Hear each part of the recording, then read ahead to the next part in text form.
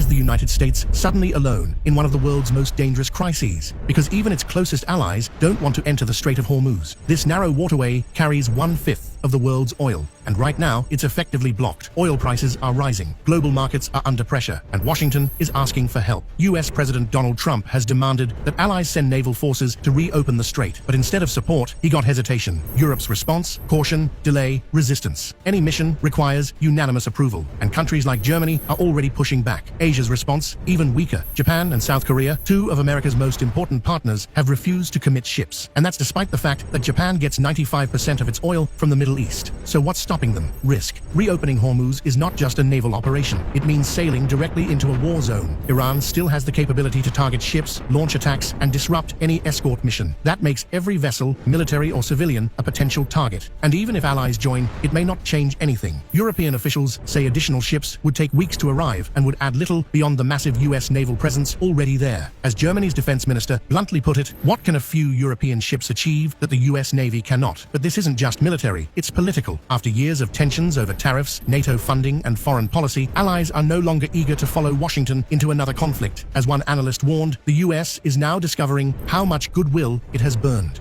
Even Britain, America's closest ally, is stepping back. Prime Minister Keir Starmer made it clear the UK will not be dragged into a wider war. Other countries are even more direct. Spain warned against any escalation. Several European governments said they have no plans to send ships at all. And in Asia, the hesitation is even more strategic. Japan and South Korea are wary of supporting a war that has no clear endgame, is not backed by the United Nations, and could pull them into a much larger conflict. Even Australia and New Zealand have stayed non-committal. And then there is China, a major energy power, a key player in the region, but completely unwilling to join a US-led operation, because Beijing has close ties with Iran and no reason to support Washington's war. And that reveals the real problem. This isn't just a military crisis, it's a credibility crisis. The United States is asking for a coalition, but no one wants to sign up, because the risks are high, the strategy is unclear, and the outcome is uncertain. So now the question is no longer, can the US reopen the Strait of Hormuz? The real question is, will it have to do it alone?